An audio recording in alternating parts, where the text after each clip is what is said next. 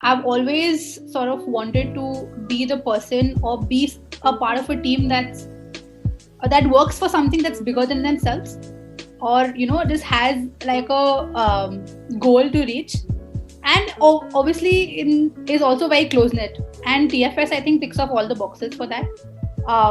The people, the team, my co-partners, everybody is just so close knit and so hardworking towards the goals we set for ourselves. No rain. Folks, welcome to the Naren Agarwal show. Today we are going to have a podcast full of marketing and psychology knowledge. Yes, if you're interested, we got somebody very interesting. She's a partner at Three Fourth Solutions, Kolkata, and she holds a double graduate degree in psychology honors and PR. Three Fourth Solution is a 6-year-old marketing company, a young, vibrant company that's built a lot of name and fame in the recent times. They've worked for big brands like Oyo, Uber, DLF Cyber Hub, Wildstone, and many other such brands in the past. In their journey, they started with just a 20,000 rupee investment and now are turning over and gaining a revenue of more than 3 crores per year. I'm so excited. Pragati, welcome to the show. Thank you, Naren. It's great to be here. Pragati, And thanks for connecting with us online. Yeah. my pleasure. I'm looking forward to this. So, Pragati, right off the bat, you studied psychology and PR. How did Yes. you get into marketing and Three Fourth Solutions? So that's a bit of an interesting story. So PR and marketing was always on the plan. Sort of, the long term plan when you sort of होता है ना कि हम college में सोच रहे okay, what is our 5-year plan, 10-year plan, what do we see ourselves doing? So that's something that was always on the agenda. I started off with a psychology degree because understanding what made people tick, what drove them to do something was something that really interested me from a very young age. So it seemed like an obvious choice. And eventually, when I went to Berkeley to pursue my exchange program and stuff like that, it got even more interesting for me to sort of understand what makes people take, what makes those relationships, or sort of what is it just that drives people to understand and take part in a way with things that they do, right? So वो तो psychology तो हो ही गई थी. And then obviously I did an internship with MSL in Bangalore, where I was very fortunate to have a mentor that sort of made my marketing and PR experience click together in terms of understanding and putting into use, practical application kya hai. Like we go to college, we study, we read like miles of books, but we never really know exactly how to sort of implement in our real life. Like that is always a question that I'm waiting to. Absolutely, right? So that was a big question mark, but my mentor at my internship really sort of helped put that into perspective for me. And we used to do a lot of like designs and campaign and strategy and ideation for clients that use that thing, that concepts that I had learned, and just put them into practice. So it became like smooth sailing for me, and that's when I knew I want to sort of go ahead and explore this only.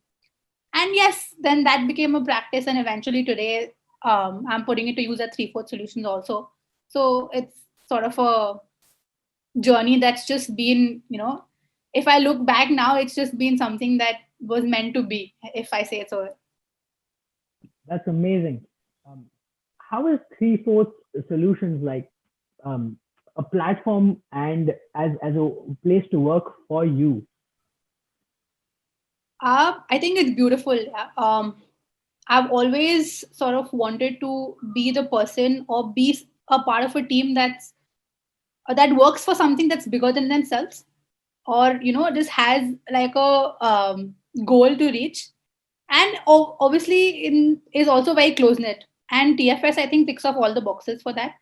The people, the team, my co-partners, everybody is just so close knit and so hardworking towards the goals we set for ourselves, that it makes work fun. Like literally makes work fun. Like we hear people saying all the time that Yeah, like you should be passionate about your work, or you should enjoy your work, and it automatically doesn't feel like work anymore. I think that is something that is been true for every single day at TFS. So I think that's the driving force as well. That is why I think I work the way I do as well at TFS, and I think it shows in the kind of output we give as well.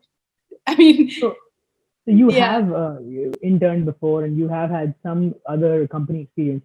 yeah. Why do you say, and I'm curious to hear about this because well, how does TFS manage to create a work culture like that and feel so, like you feel so driven because of that? What is different according to you? I think primary reason, I think because everybody is very, very close in age. There's not a lot of sort of age gaps, or there's not a lot of generational gap, so to speak, in terms of the workspace. So everybody sort of feeds off each other's ideas, and there is a very collaborative mental space that is always there in office, which sort of enables each other, like we have an easier space to sort of understand कि यार दूसरे वाला क्या बोलना चाहता है. Today if you tell me कि Pragati, I am looking at making this possible for a client or a brand, and I don't understand it, it'll be a difficult possibility, right? But obviously coming from the same generation, same internet generation, so maybe to put it correctly, I understand what Instagram does, right? And so does the person who's working with me. So that collaborative space has already existed. We don't have to break that barrier. So that, I think, that makes a big difference in the kind of culture that's at the office. Otherwise, like you mentioned, we've all, and especially I've also worked at different spaces and different organizations, and I've always realized that the age gap is something that is always harder to sort of like overcome in bigger organizations. So yeah, I think that's one of the key factors. That's very interesting. So, Pragati, marketing and PR, you Yeah. handle and you're involved with both of these things. So firstly, I wanna understand what is marketing, and then we'll get to PR specifically. What is PR according to your perspective? So what is marketing? So if you ask me, and I'll keep this really short, I think marketing is essentially nothing but trying to portray portray a single clean message to your audience. You have to explain what your USP is in the minimum amount of time, so that you entice your end user. Okay, for any brand or any customer, any product, you marketing is a tool to get to your end user, right? How do you make a communication effective, or how do you know that this is the message I want to drive, right? Today we talk about, say, for example, a milestone, right? A milestone can mean anything. When I say milestone, it's not necessarily say a perfume brand, right? It can be anything. How do I make sure that my recall value for the end consumer is a perfume brand? Is what marketing essentially does. So it can be through anything, whether it's an ad or a social media tool, or a like just a webinar maybe, and it's all driven towards making that message reach out to your end user. Hmm. Hmm. I like how you said, it's like a single message that has to go through. Because I think sometimes in the name of marketing, we Yeah, say so many things and confuse the person and they don't even know what. yeah, So I like how you said, it's that single thing, the single unique selling proposition. Dude, that reminds me of a book that I read, The One Thing by Gary Keller. And he speaks about, in life there are so many things, but like you got to focus on one big thing, one thing at one time, because yeah. multitasking is a myth. So it just so relates to even marketing, right? When you're talking to such a big audience and there's so much noise out there, you probably want to go with one thing and pierce that crowd and get your message across rather than talk about so many things like a cloud. Absolutely, absolutely. Because I think now, we're also spoiled for choice. We have too many options. Like it's come to a point where actually options have become a bad thing.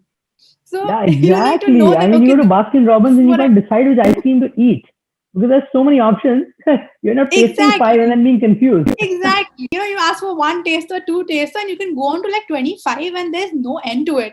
How do you know, okay, no, you know what, I'm good with plain old vanilla, or I want to go really like crazy and try some frozen raspberry sorbet thing. But yes, so that's what essentially marketing does. Just cut That's out the awesome. noise for you, make it simpler for you to choose. I like that. I like that. So then, talk to us about PR. Like, what is PR and how does PR work?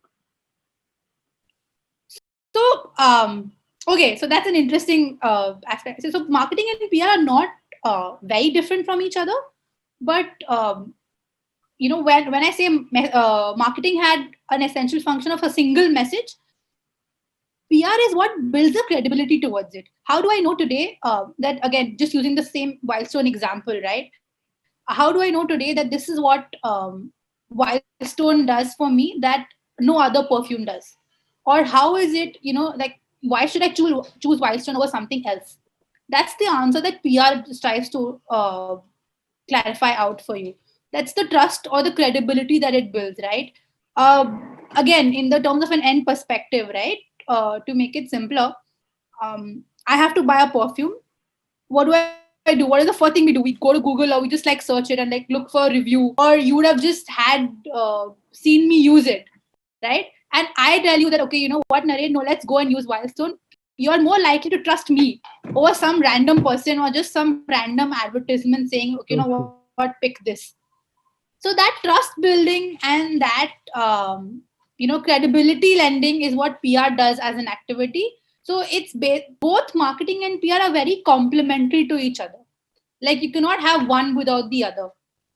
Or like, it's very difficult to have, say, marketing run on its own without a PR aspect to it, or PR just run without the marketing. Because PR is again a continuous process. A marketing message can be set once and run for life. That messaging doesn't change, but the credibility is changing, and it keeps it relevant with the PR aspects. If I was like clear there. Absolutely. Absolutely. Yeah. So here is the interesting thing with PR. Whenever I hear PR, I Yeah. um, think about bad image management, because in today's world, in social media age, it's so easy Right. to like just tag companies and like just go troll them and go like Yeah. all Yeah. like gaga over them. And that's a big aspect of PR. So how does one handle that? It's so tough to handle. How do you control, or how do you um, handle the bad image or bad news, or if something goes bad and something goes wrong, it just spreads. So how does the PR team for the company think in that point? Interesting question, Naren. So I think what you described is a phenomenon that I think everybody goes through. At least, I mean, it's not even a brand anymore. I think even people, like, it's hard to have an opinion online. Like, you might just say something that's offensive to somebody else, and like, it's a barrage of negative stuff. That, oh Yeah. my god, what we need to realize is that even negative publicity is publicity in the end, right? Hmm. PR stands for public relations, right? Whatever you do, you're going to be noticed. Like, if you reach a point in your life where people are actually giving you negative reviews, personally, and this is something I tell to my clients as well, it is a good thing, because it's not humanly possible to achieve 100% perfection in what you're doing, right? You have to pick and choose your battles in terms of what is really worth sort of delving into and resolving, whether it's online or in the offline space. But there are some things that you just need to like sort of let go, because it's too um, minuscule, or it's too irrelevant to your overall brand identity, so to speak. Hmm.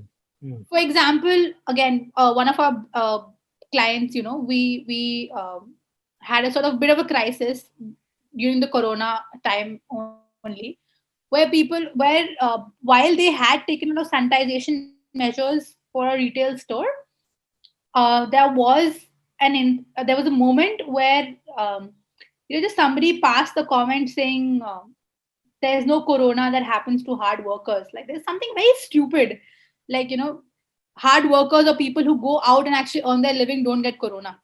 And somebody retaliated and they got that on video, right? Now this is something that's not relevant to anyone in terms of a brand or a PR activity or even a general message. It's just hatred being spewed out. We don't go to that level to sort of deal with that, right? Because again, it's just something that exists. We can't make everyone happy. Correct. So You got to pick your battles, as they say. yeah, you gotta pick your battles. It's for any PR team, it's really important to identify and pick these instances where we actually sort of resolve them, or where we actually take some action to sort of retaliate about something. Because and this has also happened, right? Because sometimes when we do go out to retaliate, even in good intentions, it can backfire, and it can become a bigger deal than it actually was before that. So that is something that also needs to be like calculated when you go out and actually deal with a brand identity or a PR initiative. That's pretty cool. Thanks for that answer. It's a pretty bold answer, I would say, and that's a very interesting perspective. I want to get to the story of 3/4 Solutions. You guys started with 20,000 rupees and built a 3 crore revenue business. And for those people Yes. who don't know what 3 crore is, 3 crore is 30 million Indian rupees. So how does the journey happen, and how do you so quickly establish a rapport with such big companies to trust in you and your branding process, like multinational names like Uber, Oyo, Hard Rock, Novotel? How does that happen? I think it was. I mean, like you mentioned short time. I think you should ask any of us, like any of my founding team as well, and they would be like, "Oh my God, it's not as hard as it's, like not as easy as it looks." I think we've lived a lifetime in the time that 3/4 started till today. But that being said, see, honestly, it takes a lot of trust. It takes a lot of perseverance to get to where we are. 20,000 rupees was something that initially was invested in the organization to sort of get our first investment, like our first setup, like our first set of computers, first set of say employees and things like that. So it started out very small with a 3 people team, and now we have over 50 people in like 3 offices across the country. And obviously it's a very proud milestone when we say it. But yes, in terms of clients, it took, I think the first 2 years were a lot of legwork, so to speak, where we had to go and meet people, build that network, you know create a network of referrals, to be very honest. Because the one thing we've learned in these 6 years is that the network is most important. And referring back to my PR exercise, it's the network that gives credibility and lends a lot of trust in what the company is doing. um, I remember our first client, when they came on board with us, uh, they were the ones who referred at least 6 more people to the business because we had done a good job for them, right? And obviously, like, referral is one thing, but after that is the hard work and the consistent performances. Like today, if I give a client or any entity that works with us 110%, I constantly expect that as well from them. Yeah, so I expect that they give me that much as well. And obviously, you have to keep at it. Today, if that performance for us drops to like say 60-70%, then I'm obviously not going to get that business again, right? It's going to affect my credibility, it's going to affect my brand story. So it's a combination of that network and the constant effort that goes into upkeeping that work with my team. So yes, I think that's a bit of both, and obviously a lot of long nights, burning the midnight oil, and Yeah. just making sure that we are always on top of what we have on our plate. So that sounds like a lot of the basics getting done correctly. But at the same time, I would say a lot of startups and a lot of young companies do all that, but there has to be some sort of secret sauce that maybe you recognize or maybe you're not aware of right now. Is there something you would like to share? Like, is it the culture? Is it the people? Is it a certain strategy you have? Is it a certain system that you have? Is it a certain principle that you have that gets such big brands to trust on you? No, honestly, it's just hard work. There. I mean, I think the secret sauce that you speak of is hard work. I see a lot of Hmm. people and a lot of potential sort of organizations as well. So fun fact, right? Like if you notice, there are a lot of places where at least 55-60% of startups end up failing within 2 years of their inception, right? Yes, yes. The reason, uh, and most of them or a lot of companies reach where they are, is because of the hard work. Because I think that is not glorified enough. Like a lot of people talk about what made them get there, or something that was very great that was happening around it, but they don't talk about the sort of effort that went into making it happen. That's just not spoken about enough. And I think that's the secret sauce. Yeah. Honestly, if you're consistent with your effort in terms of delivering what you need to, I think it's going to be, it's always going to stay. Amazing, amazing. Being a marketing company, a lot of creativity is needed, right? Um, but also, Absolutely. as things get bigger, they say that creativity dies, right? As things keep getting bigger, when you're nimble, Yeah. you can be more creative. But as structures come, because things get bigger, you have to put in rules and structures to manage that. And as rules and structures come in, of course, the creativity suffers. So, what are Absolutely. some things that you guys are doing to ensure that the creativity is kept up and that still the creative juice is flowing within the organization, since you have to thrive on creativity and that's part of your business? Again, I think that's just something that we were having just last week. This is a discussion we were having with my partner Siddhant just last week, in fact. So it's quite funny that you should mention it now. But yes, obviously, like you mentioned, it's very very important to keep the creative spirit alive. Um, I think how we challenge it is by a lot of fun outings. Yeah, I mean, again referring to our close knit age gap, right? I think everybody in office is more of a friend than an actual employee or a team member, or just somebody, or just like say a boss even. So we do a lot of team sessions, team day outs, just sort of just meeting them or sitting with them to ideate. uh, all the three of us have an open door policy, like anyone in the team can always come up to us and say that, what, we need 5 minutes of your time, sort of brainstorm something, or just sort of figure out something if you're struggling with it. So that sort of helps in keeping the creative juices flowing, you know because we have found that, creativity is not something that's just like a switch. You can't just turn it on and off. You need to keep constantly feeding it with like different things, or just like a break, or just something So interesting true. also. So um so yes, I think that helps. And keeping, again, social media, thankfully, is now such a huge space. Like, uh, there's everything. Like, even if none of the things that I mentioned work, no, like 5 minutes online on like a Pinterest or something, where you're just seeing so many other people do things along the same lines Mm. that you are, is very inspirational. So there's always somebody or the other, even outside of your workspace, to get inspired from, to make sure that your creativity is on. Yeah, that's the appetizer to get your juices, thinking juices flowing, huh? Pinterest. Yeah. I mean, yeah, obviously, because I mean, again, if you're like a 30 people team, there's a limit to what 30 people can also, like, you'll reach a point where you'll be like, okay, you know what? I can't do this anymore. I need something external to sort of get me in Correct. the going. And Correct. obviously, that's a healthy competitive spirit. Yeah. Like, today, if I see somebody else doing something better than I am, I'll be like, how the hell is he doing it?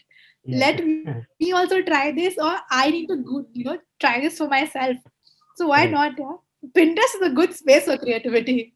That's awesome. I like getting inspired by others when you see creativity. That keeps the creative juices Yeah, flowing.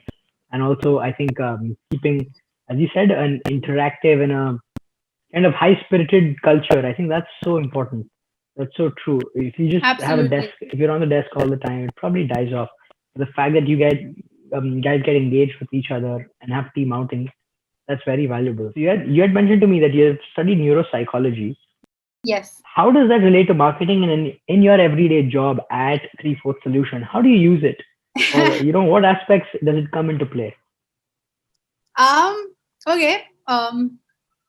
Interesting. I've never really thought of it in much detail. But now that you ask, see, honestly, neuropsychology is nothing. Like in textbook language, it would be nothing but just sort of observing people in their natural sort of environments to make sure that you know what will click with them, right? For example, today I am an avid reader, right? Like I always have a book with me. So in terms of that, for anybody who's looking at me, from an outsider perspective, they have to know that I like reading. And then if you advertise something to me with has like a say a quote from a book, or just give me something from my favorite author, it'll obviously click with me more than something else would, or just maybe say a coffee mug would, right? So that's the kind of behavioral understanding neuropsychology gives me to sort of understand and create and strategize for my clients, so that we know that this is what is required to meet their briefs, or this is why, or this is what will make sure that this campaign clicks, for example. So I think that's a very relevant sort of study in my day-to-day life that neuropsychology chapter brought into. That's pretty interesting. That's awesome. Yes. Also, Pragati, you guys serve different companies, and these companies are of different nature, right? So you have Hard Rock, which is kind of Right. a restaurant. You have Novotel, which is a hotel. You have Uber, which is an app, Yeah. taxi app. Um, so are there some common threads that go through all, and how you're able to serve them all? You have retail stores, you said. Yeah. You have a perfume brand. So what is the common thread that ties them all and that helps you service them all in a good way? So what are those fundamentals about marketing that we need to know? Would you like to share some? So quite honestly, the one common thread that goes through all of them is the fact that they all have their own USPs. In the essence, any brand, whether it's an FMCG or a retail or a or just the real estate one, also has one end goal in mind to make sure they have more eyeballs, or their customer base or their customer acquisition keeps increasing. You know, that is the end goal of any activity or any brand that you want.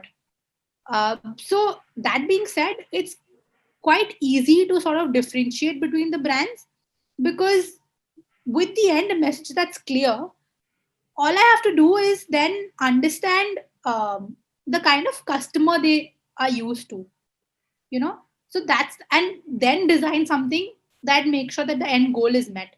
So Hmm, without that, um, I don't think it would be as easy, so to speak. I mean, it's not that it's easy now, but yes, in its essence, it's a very fruitful exercise to sort of be inspired from. Also, um, because the end message is the same, like we're all looking at customer acquisition in the end. Uh, what really helps is that something that may not work for, say, a real estate client or a retail client, might work very well for an FMCG or a perfume brand, and vice versa. So that the challenge is to make sure that you know exactly what ticks, or this is what my end customer will like. So yes, um, I think that's something that is very important whenever you're trying to market something. correct. Awesome. what percentage of marketing would you say is sure shot, like results will come, and what percentage of marketing is trial and error? Because marketing is creative, it's dynamic. You got to try and make errors and then try again. So, like, if I were to just ask you, I know there's no right or wrong, but if I were to ask you, what percentage of marketing is like fixed, good results, and what percentage of marketing is trial and error? See, honestly, to be very, very honest, I think with the changing digital scape right now, and especially in light of the pandemic, the ground realities of marketing have changed like big time. Like what was relevant, say, just like 8 months ago in March, is completely upended in now. Like I don't think it even exists anymore. But that being said, the digital space is constantly changing, and if you ask me, there's everything is a trial and error. Yeah? Like you would never know.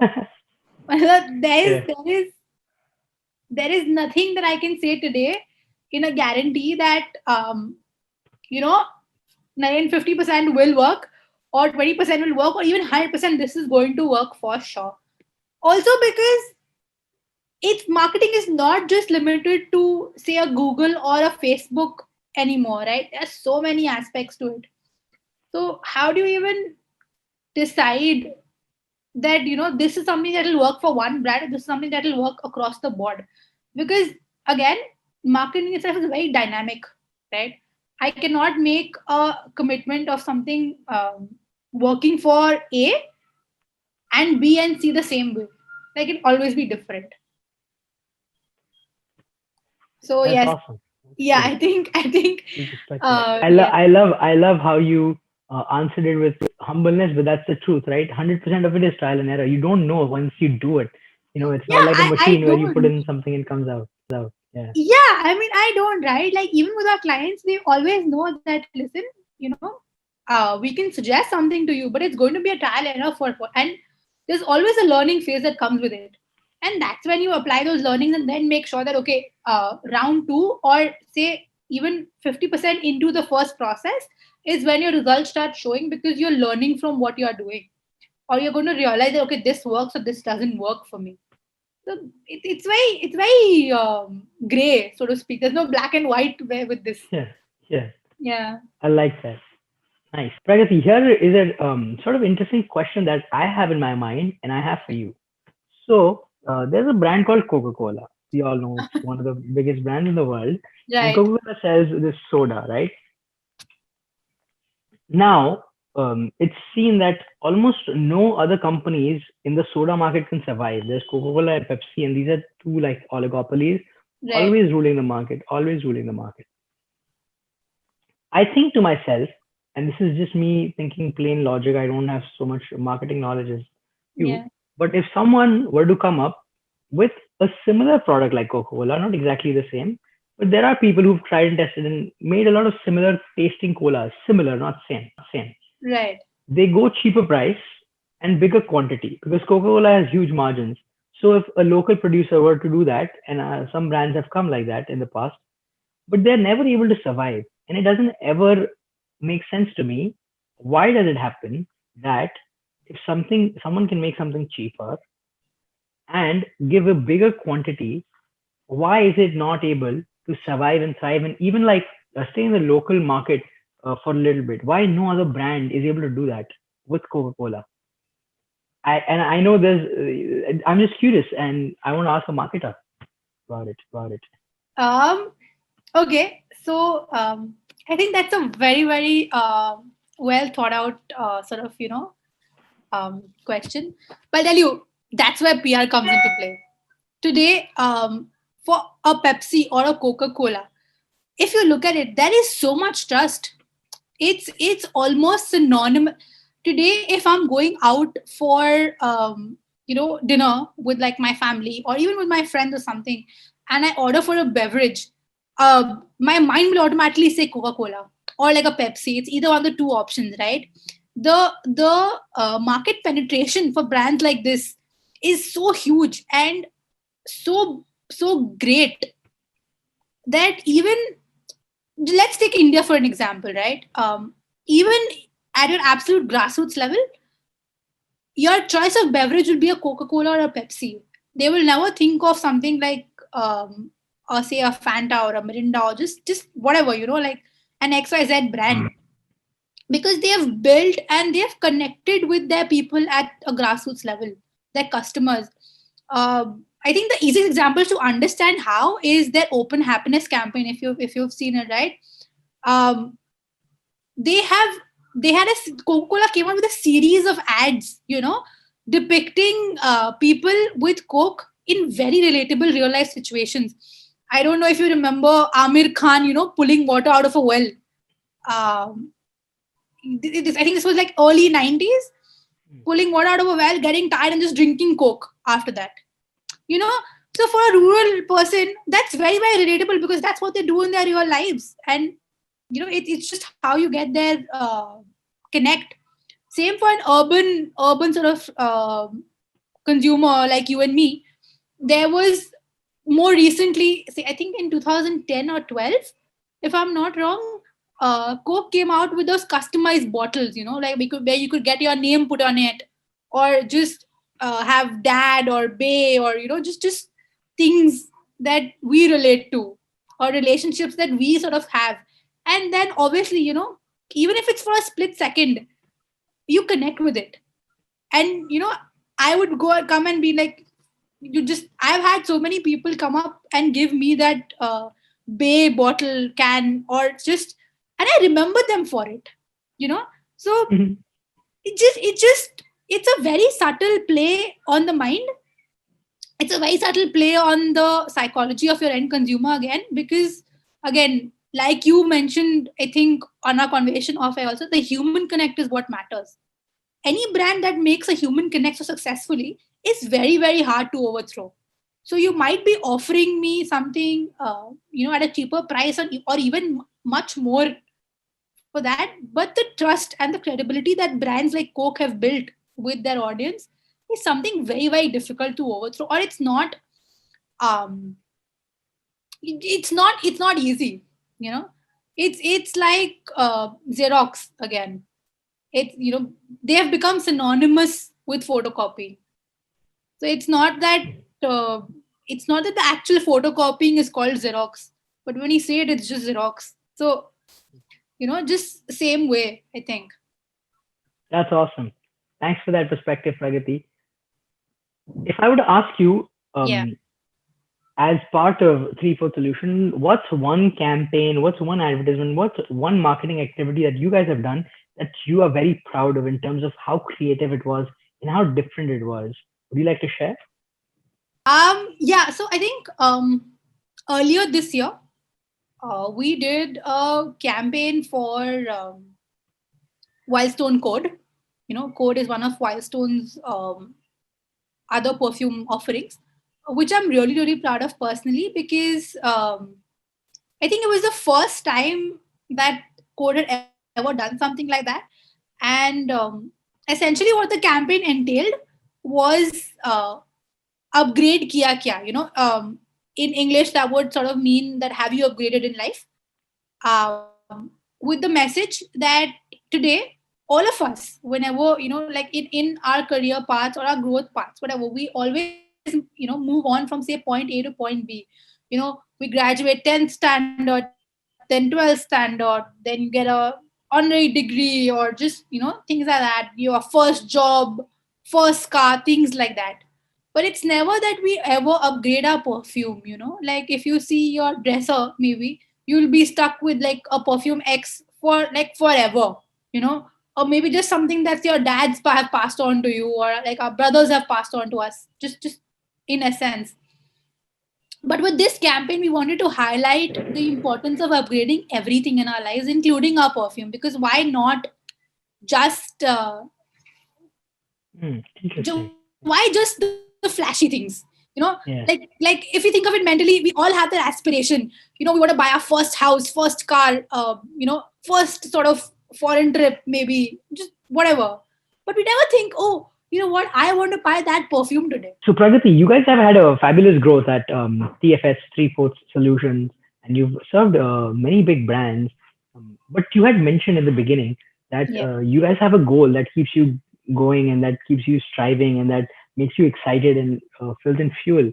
So what is that goal, and what kind of a vision are you moving towards? I think okay, that's a very interesting question. Thanks, Naren. So I think TFS is this year has been really really transformative for us. Um, to be very honest with you, the kind of goals we had, envisioned for ourselves at the beginning of 2020 no longer stand, and we've had to revamp our entire growth pattern. To be very honest, because obviously there are a lot of exciting more aspects to sort of what the world is presenting, since we're all moving towards a more digital space right now.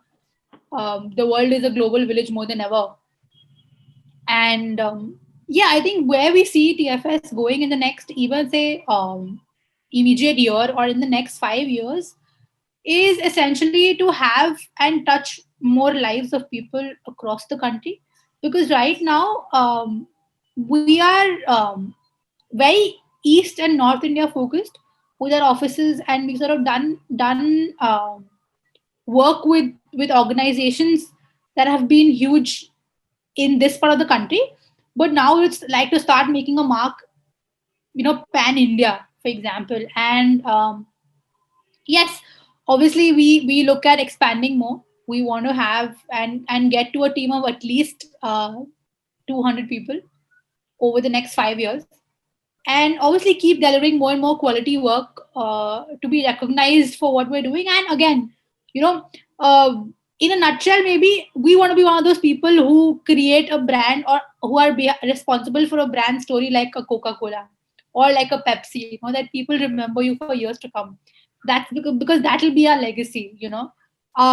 Today the company may or may not um, be involved with a brand that we deal with, say, 5 years down the line, but our work was what will be remembered, and that's what we want to even grow towards even further. So yes, that's for sure. And yes, more people, yeah, like the more the merrier. There's never any limit to creativity. That's awesome, Pragati. Thanks for coming on the show. Thanks for answering everything quick and with so much ease. Any final comments or questions that you have for me? No, I think this was lovely. Thank you for having me, Naren. You made it very easy. I was a little freaked out about this. I'll not be, I'll be very honest. But yes, I think it's been a great pleasure having been here. And yes, what I'd like to say for anybody, sort of who's looking to be a part of an agency life, I think I mentioned. Uh, I think yes, yeah. I mean, we should keep doing this, keep hustling, keep doing whatever we are doing, and we get there. I think that's something that I want to leave anybody who hears this podcast with. Awesome. Thank you. Thank you, Pragati. Awesome connecting with you. Have an awesome day. Thank you, Naren. You too. Thank you. Bye bye. Bye.